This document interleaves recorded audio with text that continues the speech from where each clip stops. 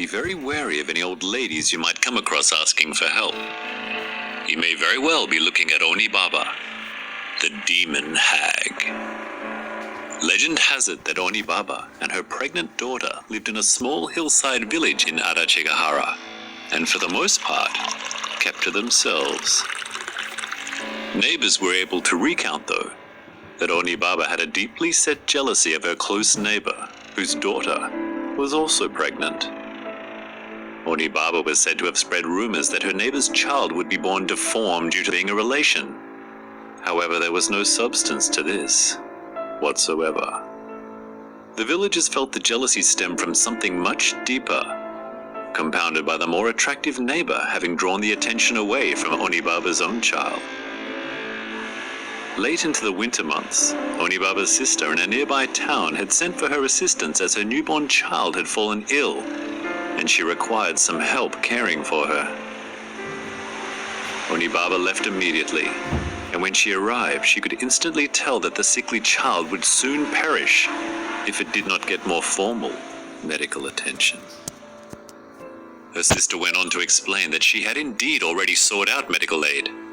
However, there was nothing that could be done. The child was destined to die. Oni Baba disagreed. She knew of a sinister cure which could bring the infant back to full health. She informed her sister that if she was to feed the liver of an unborn fetus to her child, then the sickness would pass, and the child would survive. Her sister was horrified at this. Where on earth would they get the liver of an unborn fetus, she asked. Oni Baba knew exactly, and began to make plans to acquire it immediately. That night, in the middle of a bitterly cold snowstorm, Oni Baba set off into the night and made her way to her neighbor's house.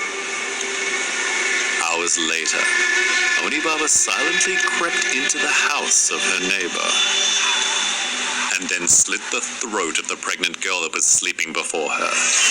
She then sliced open her womb and did the same to the fetus, carelessly tearing it open to extract the liver.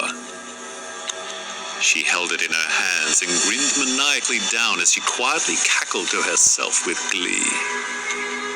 Her elation was short-lived, though, as out of the corner of her eye, she noticed a familiar talisman lying on the blood-stained tatami mat. It had fallen forth as its leather cord was severed, along with her victim's neck. The talisman belonged to her daughter. Her mind shifted from an initial furious rage as she assumed her neighbor's daughter had